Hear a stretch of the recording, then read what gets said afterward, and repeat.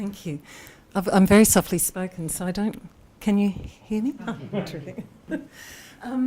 I think supervision is a very rewarding but also very complex process, and I guess part of that is because of the multiple roles that often students are juggling. So the majority of the students that I have are part-time, and they're in either part-time or full-time employment, they have families and they have multiple responsibilities. And so I think acknowledging, being aware of the juggling act that they face and having quite open discussions around that, but then implementing tasks to support that sustained piece of work, because it is a very long journey. I lived that myself. I did a PhD part-time as a parent of young children and a full-time academic. And so I think being able to work on time management, but ensure that you're at the same time checking that the conceptual theoretical understandings are in place, that there's some pieces of writing being developed so that you can provide targeted feedback, that you're supporting the students to actually move through the process as it's outlined in the university policies and procedures. And there are broad processes and tasks that you can follow, but it might look slightly different for individual students depending on what pathway they've come through and the issues that they're working on. Meryl, shall I pass this along? Part of my role is Associate Dean for Research Training, so I have my own experience of my own students to draw on, but also what I see across the faculty. And as Jane says, the majority of our education students are part-time and in full-time employment, which brings up all sorts of issues. But of course, when you're looking across the board and what can academic skills do, I think it's important you make those differentiations, because we have very different structures and experiences for our PhD students depending where they are. So that's one thing. I was thinking too about how academic skills might provide more support, or how we might talk about things. I think one thing is the confirmation paper. Now, I know I'm getting down to real nuts and bolts, but it seems to come up frequently. You say it's 3,000 to 10,000 words. 3,000 words for a PhD candidate's not that much. However, it seems to be a bit of a stumbling block. What do I put in it? And you go to the handbook. So I think there's some of these milestones in the PhD where it'd be really helpful to have a bit more, even though we might think it's simple, but just get them in a room or provide those things. Let's talk about the confirmation paper. Let's talk about the completion paper, even that. I mean, by that stage they've got a thesis, but it's still sometimes a bit of a, how do I do that? What'll I put in the PowerPoint? So I think what do I see about successful students? The successful students, I see at all our RHD soirees. I see them at our orientation days. I see them at workshops. So the students that aren't mine, I know by name because they are at those things. And of course the stumbling block for us too is being part-time and in full-time employment. Well, stumbling block, one of our challenges in education is how do we get those people in and help them to feel part of a cohort? Because I think that having peers to talk to and to share things with is absolutely critical. So that's on our agenda. And so if we're talking about the successful candidates, they're there, they're motivated, but they're involved in the whole life of the university.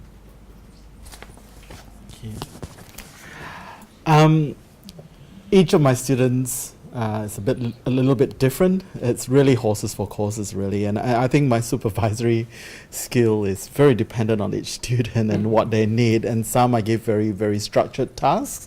Others I just let run free and have to rein them in occasionally.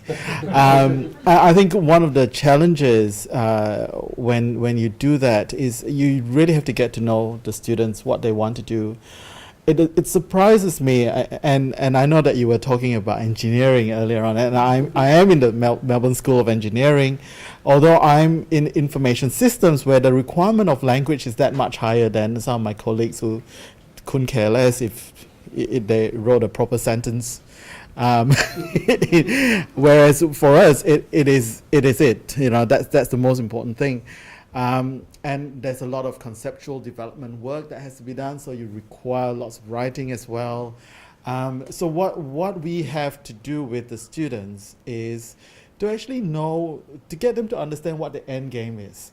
It surprises me how many of the RHD students that we have around the university don't actually even know that, you know, when their thesis is marked, what is the outcome going to be? They don't actually know that there's the 4 ratings, you know, pass without further examination, pass with minor, pass with major. They don't actually know that. And that surprises me. And even though they go to orientation and all that, it must slip their mind or something. Because usually, by the time you have the confirmation and you talk to them about this, they go, oh, you mean this can happen? What happens if you fail? Under what circumstances would you fail? You know, they can't comprehend some of these, you know, and we talk about actually, you know, how the prevention of failure is actually very important as well. So one of the things we talk about is that if you have not published a single paper in your 3 to 5 year journey, then the chances of being surprised at the examination round is that much higher, because no one else has had a look at your work. You might not have had critical discussion from anyone else other than yourself and your supervisor. It is that much more dangerous if it's just one supervisor and you've not published, for example. So the trick is to get your work out there quickly, stake your claim. For us in IT and IS, we need to do that. We need to say, this is ours, look, we're out there. And so it becomes very important to publish at international conferences. And also, when they are writing those papers, they have to learn how to write because they get that feedback all the way through. So on average, my PhD students publish between 4 to 6 papers, conferences and journal by the time they finish, so that they're not surprised when they get, you know, brutally honest reviewers saying this is nonsense, you know. So then we talk about it in a constructive manner and just move on from there. And so from my point of view, what academic skills can do is to help with that. I mean, one of the things that I can't do anymore is basically be their editor. I can't edit their thesis. It's just, you know, I think what's really important is for them to learn how to write. I mean, in my own PhD process many years ago, I think at the end of the first year, my supervisor said to me, I can't supervise you, you can't write. And what it came down to when we talked about it a little bit more was that because I was trained more in the humanities side and then I went to commerce, so it's a bit of a switch, the academic language across the 2 disciplines were quite different. I wrote in a very passive manner. You know, I would write, the dog was walked by me. I was that passive in my language, and she just got really more and more annoyed. And, you know, I just had to learn to write in a more active manner. So it's each student is a bit different, and just tweaking that is important. Thank you. I look back at how things have changed since I started doing my PhD, which was in 1987, a long time ago now. Is that about 30 years or something?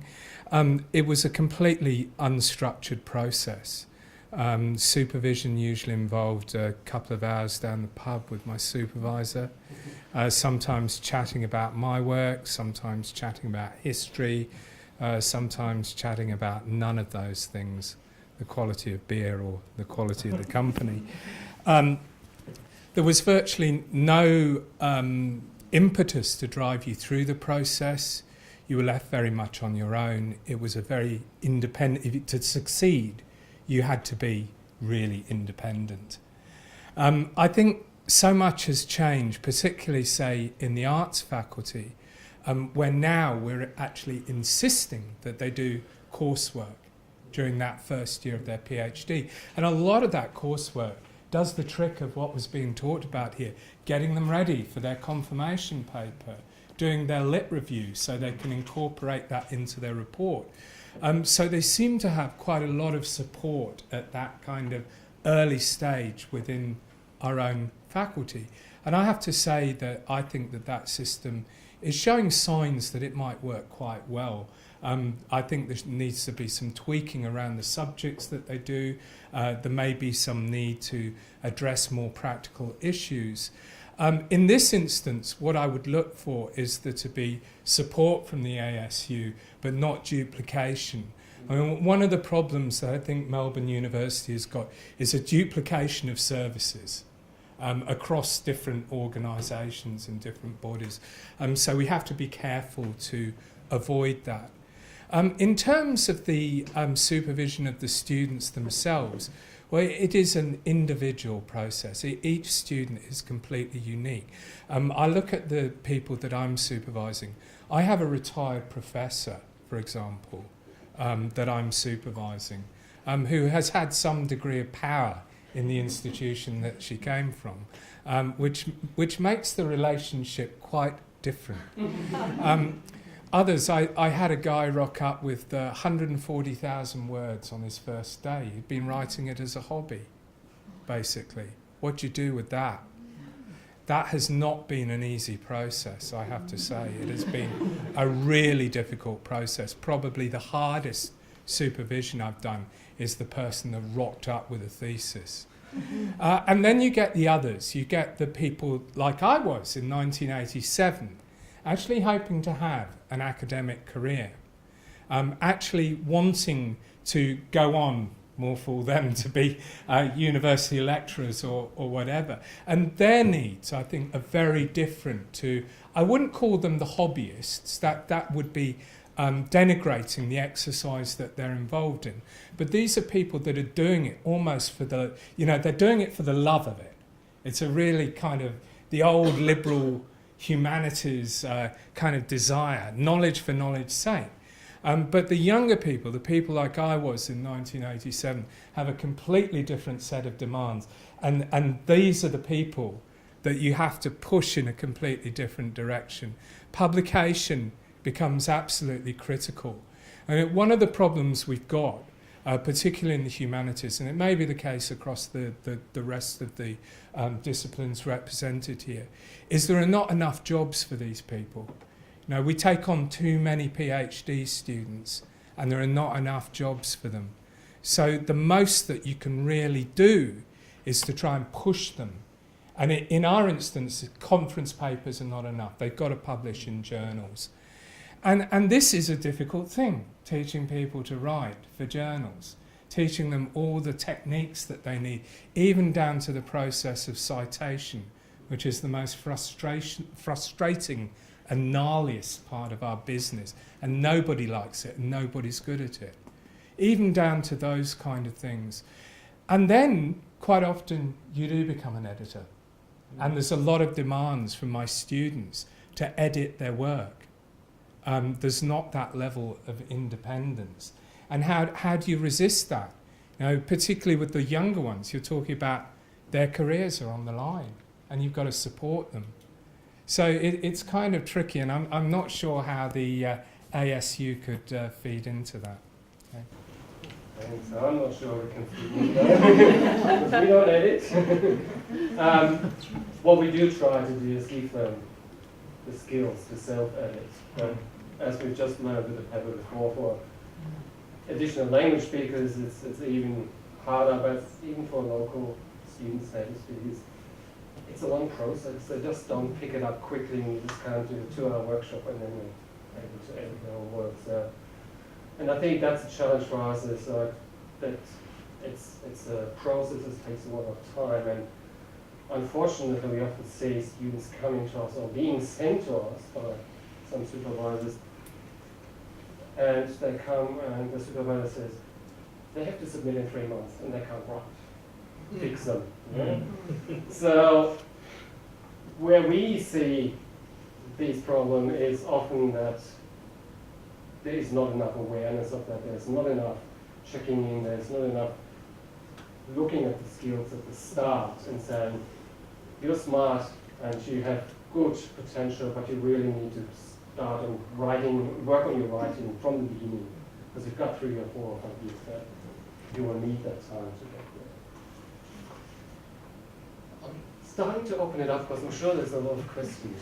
I have a question. To what extent and how do you work with your candidates writing? And this kind of feeds into what you were saying, James, about duplication of services. I work almost exclusively with HDR candidates at our MIT, and also trying to work in with the supervisors as well. And I know there's a whole variety of, between the supervisors, nobody agrees with, whether to work at all with the students' writing, which I find really is bizarre, because given the nature given the fact that writing is so connected with content.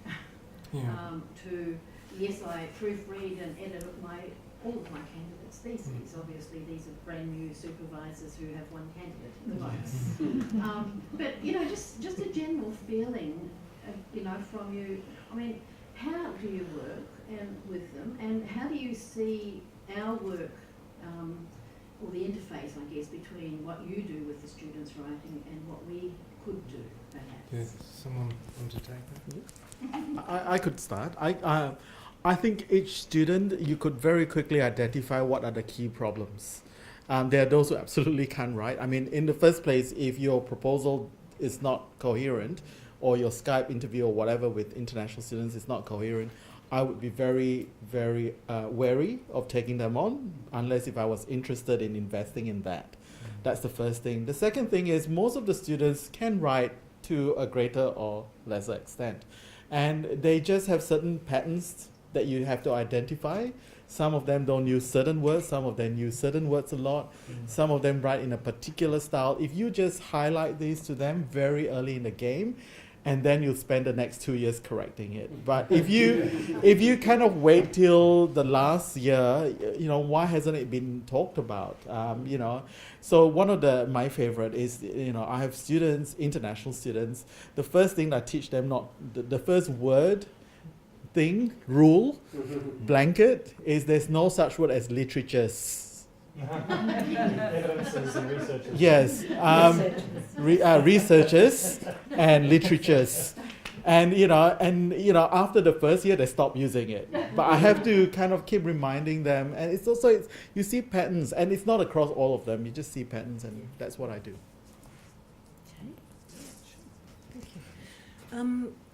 I think it's important to start getting small pieces of work from the outset, so you can provide tangible strategies to support students. I think in the end the sheer scale of a PhD thesis, 80 to 100,000 words, is in itself just hard to wrap one's head around.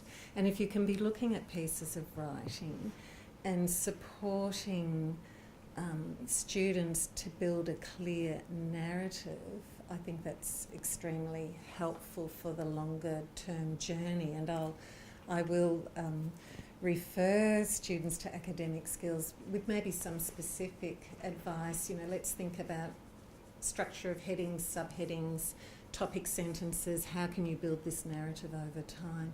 I think sometimes some of the hoops that students have to jump through are helpful. So if it involves empirical research, the research ethics application can be a helpful process for succinctly saying what it is you're doing and how you will do it. But I think the work that, while students have demonstrated independence and an obvious talent in an area to enter PhD studies, suddenly we're demanding that they read a much broader area of research, that they engage with a range of theories, that they can justify and position their research within the wider research literature, and then they have to explore different methodologies. It's a lot that they're having to get their head around, and I think it's getting that cohesion between all the sections that's really important. So asking for small pieces of work that build into something larger over time and breaking it down. And then where you see issues around writing, encouraging them to get specific advice around you so that they can practice that over time. But we certainly so value your expertise in supporting our students to develop those skills, and we sort of see it as a collaborative exercise. I think it goes unsaid that we're all on the same page and saying, you know, similar things in that. So I might just pick out one strategy that we've taken to using to get them into this writing and so forth, and that is we've got an RHD conference twice a year, just an internal one, and encourage them to at least present and put together an abstract. And sometimes I say to even confirmation students, and as we're saying, they're all different, before you do the paper, actually do the PowerPoint and get your thoughts into some sort of logical sequence. Not for everybody, not everybody needs that, but then these RHD conferences, they're twice a year, so they dip their toe in their water in mid-year, and then, you know, it gradually rolls on so that, and in addition to that, we have a manuscript support program so that if you want to write your paper up, we nominate an academic mentor who's usually different from the supervisor, so you're getting another perspective, to help them move into submitting that as a publication. So trying to build things incrementally, but it may just start with an abstract and a PowerPoint. Gina, you have a question? Yeah, well, it's okay. I don't really have anything to add to that, actually. I don't think I need to repeat.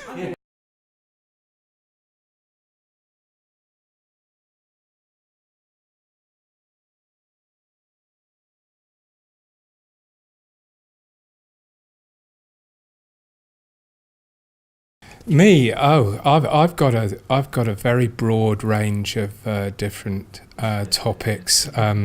I've got someone doing the history of physiotherapy at Melbourne, someone working on the gold rushes, acclimatisation, emigrant doctors. It's all a bit random, which is really summarises the discipline of history, I think.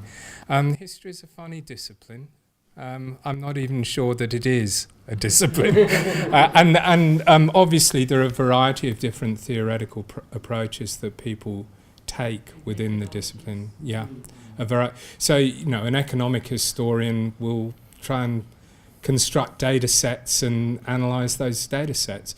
A cultural historian will be focused on texts or objects and will use techniques drawn from anthropology. And history of medicine does all of those things one way and another. But I find that most people actually want to write traditional narrative histories, which, you know, like telling a story.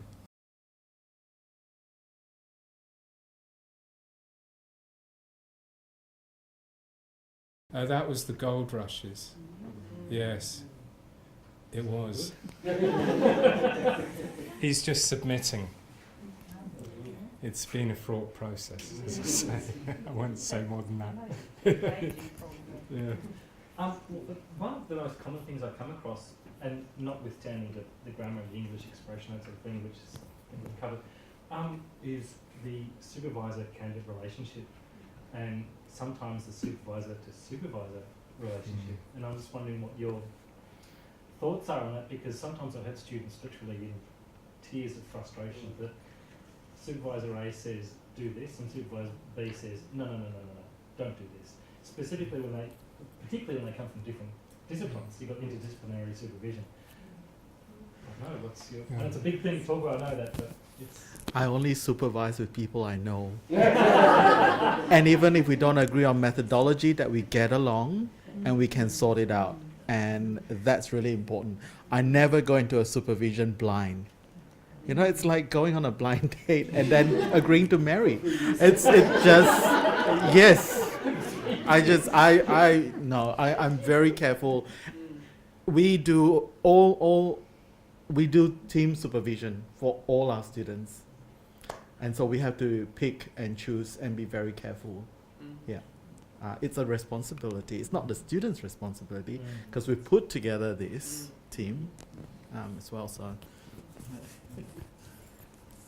I had obviously led a charmed life up until fairly recently, and I thought co-supervision was so easy until I actually paired up with somebody that we are on completely different planets and not anticipated. And it's hard work, and it means that at least one of you's got to be conscious of it and trying it to work together. But it's a great question to raise, because we don't actually provide any support for that. And I've been thinking of putting it on agenda as a part of a, an afternoon, let's have a talk about some of the issues you encounter. Well, how do you deal with this? Because especially if it's a bit of a power difference too.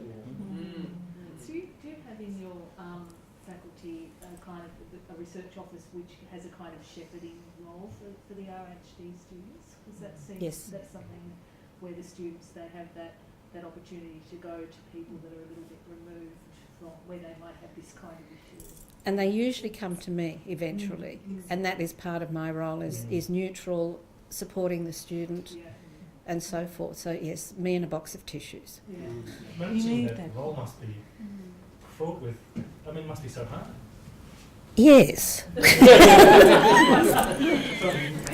it's that independent view as well, I think that's so important. And I guess the central principle has to be acting in the student's best interests.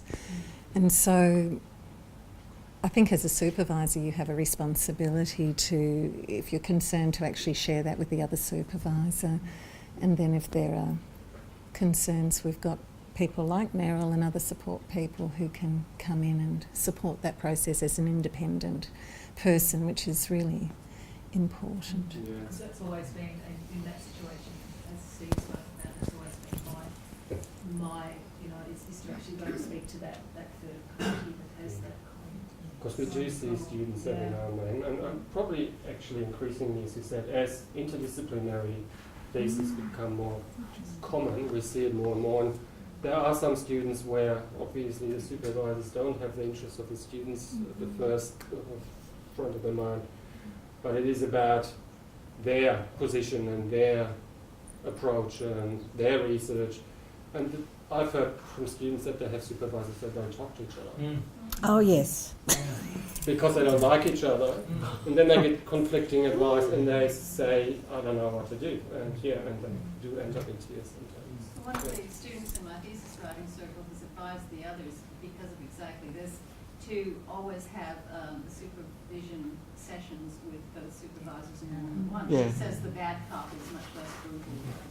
yes, There is a problem with that, depending upon what the split is between the supervisor and the co-supervisor. So, for example, I'm involved in a supervision where I'm a 20% supervisor, but expected to turn up to all the meetings and participate on a 50-50 basis. And while I don't mind doing it, because I find the work really interesting that the student's doing and feel that I can offer a constructive role, in terms of the rewards for me, and I'm being very utilitarian about it, not really there. It's a lot of work for a little.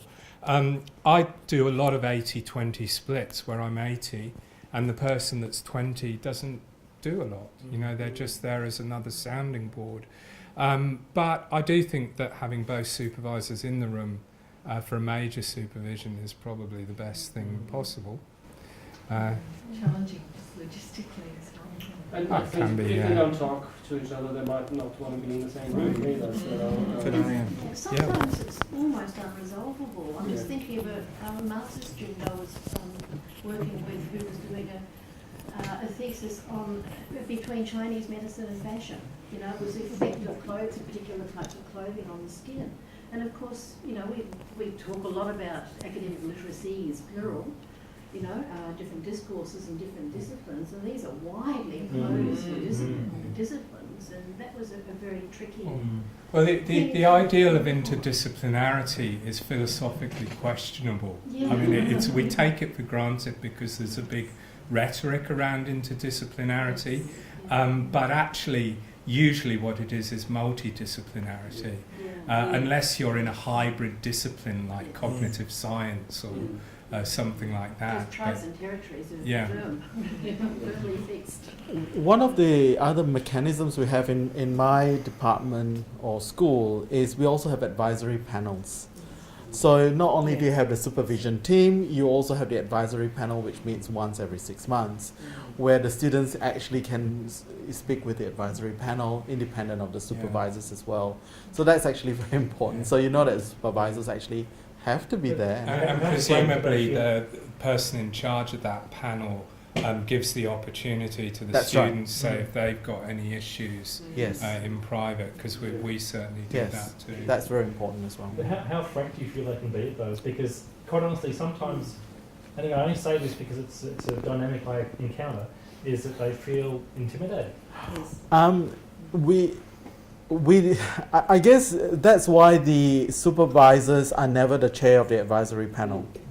It's always a senior staff member, and I have the luxury of being in a department which is multidisciplinary. Yeah. So the chair is usually someone from another part of the department in another stream or discipline. So they are one step removed as well. So it's almost like the student can actually do that a lot better, and students do that. So yeah. But it can be a cultural issue. I think I've encountered international students who very much don't want to Rock the boat. yes, and approach anyone, especially if it's someone who has a very high status, and it might be an associate dean or just even a professor. It's like they wouldn't basically even ask them a question because they feel they're not allowed to.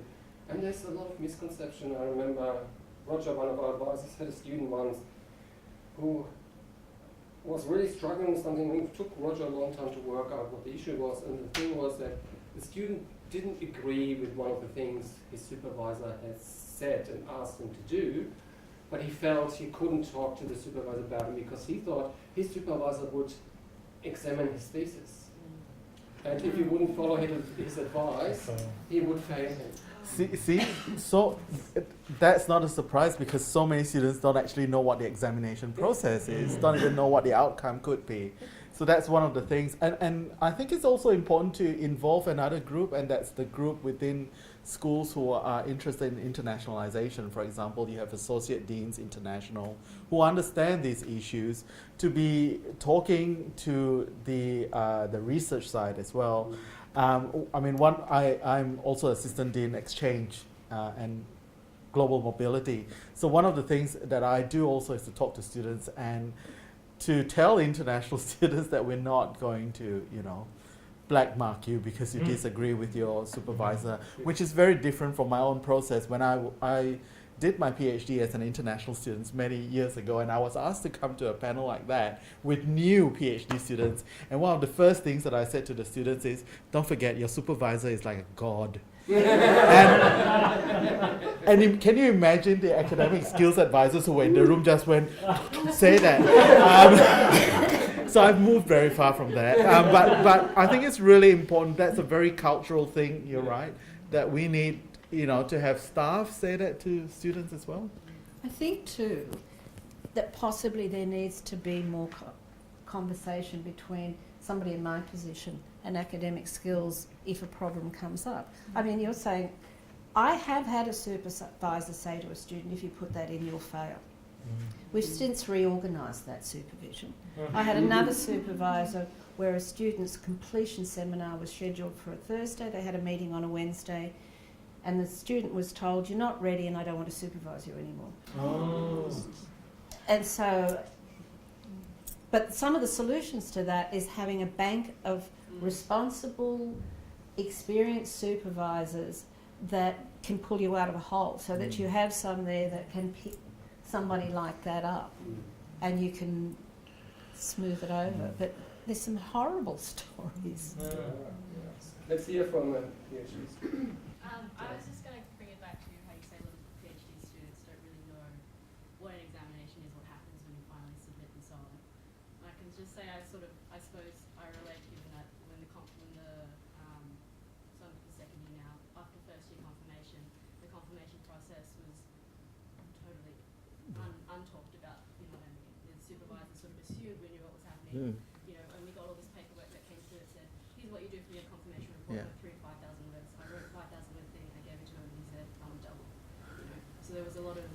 difference between what he wanted and what the school was Mm. communicating, and a lot of stuff that we were told we found out anecdotally. Mm. Yes. Things like, so we assumed it was a 12-month review, actually it's 9 months. Yeah. You know, things like that, how there's small things that have changed in the school that it's not been clearly communicated, I suppose. And when I first started my candidature, the thing that I found most helpful was going along to a panel where they had PhD students, and all the things that they said was the things I've taken away most. So things Mm. like, what technology do you use? You know, nobody uses Word anymore when they're writing thesis. People use other things like Scrivener. What referencing software can you use? Mm. Do you find that helpful? Blah, blah, blah. Small things like that made Yes. a lot of the difference later on. Absolutely, I totally agree with you. I think this is one of the first few conversations around, start your EndNote. Don't know how to use it. There are free services at the library. Go there. All these things that are available to get you up and running. It's so important, isn't it? Yeah. I mean, just things like going along to an academic skills thing on what to expect from confirmation. That Yes. helped lead just the smallest thing to have those things organised where we could go and there was a Q&A. Yeah. It's really important, particularly for students who don't come at the start of semester. They come in April, for example, and they've missed the orientation sessions. I think there's something that has to be done in that space as well. And I know that MSGR, so Melbourne School of Graduate Research, has made a lot of changes to their processes and their orientations, but I think there's still a lot of room of improvement. And there is actually, there are, as you said, the good students are the ones that you see everywhere. And there's the ones that not going to these information sessions and missing out on information and then run into problems. And I think that's where a lot of supervisors maybe have to lift the game a bit and make sure that the students are actually going to these things and reading the handbook and knowing what the processes are, not assuming that the students know that.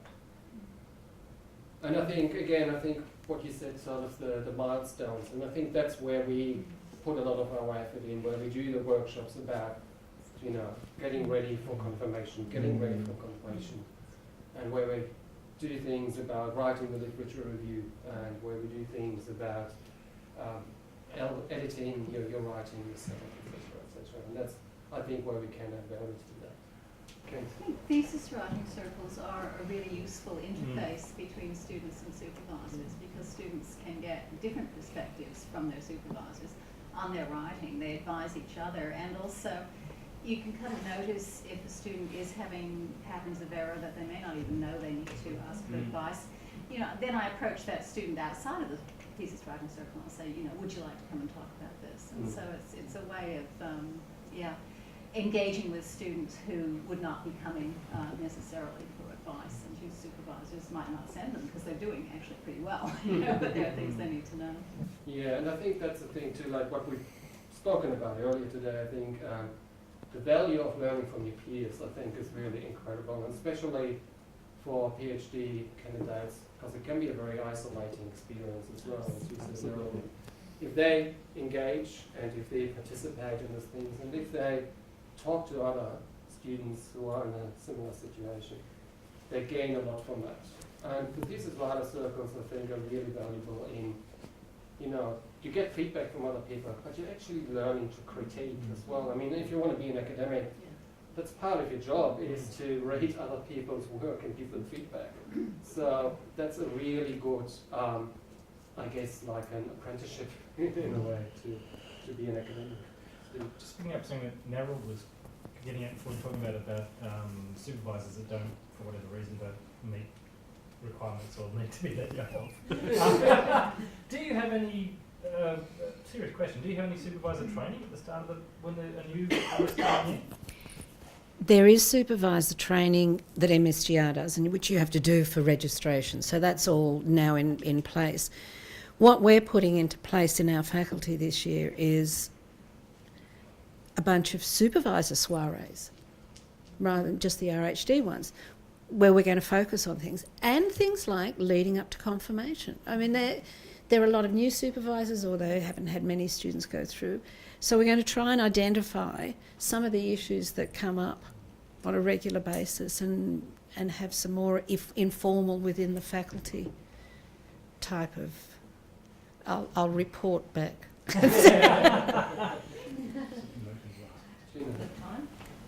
haven't looked at it for a long time, but I can't remember which university I was in, but there was a policy that guided supervisors, and a lot of University of Melbourne, that's right. It has a type of, like an almanac, which is guidelines for supervisors, students. It's in the, It's in the And in there's a specific like guides for supervisors about timely supervision Yes. and all of that. We- Do many supervisors actually read it? I wonder how to phrase that. And You can alert people to these things. I met a student from Melbourne who had seen his supervisor once in the whole year. Yes, unfortunately these things do happen. Sometimes the student. The emphasis on the student. Yeah.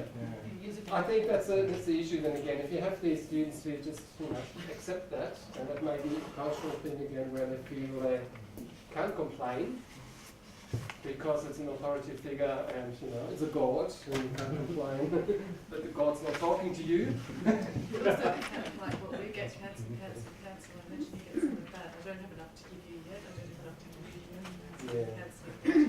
And actually something I've learnt from a colleague of mine, that he meets with them regardless, even if you have a cup of coffee. And it's surprising how valuable that is, because stuff comes out. So you're not... The relationship, which is the very first question you ask us to think on, how do you build a successful relationship? And also making sure that the ones who are overworking a little bit and stuck a little bit to take a break. Just Yes. go away for 2 weeks. Yes. I don't want to see you, for 2 weeks. Just go and have many cups of coffee. Okay, we have to leave it here. Thanks so much to the panel and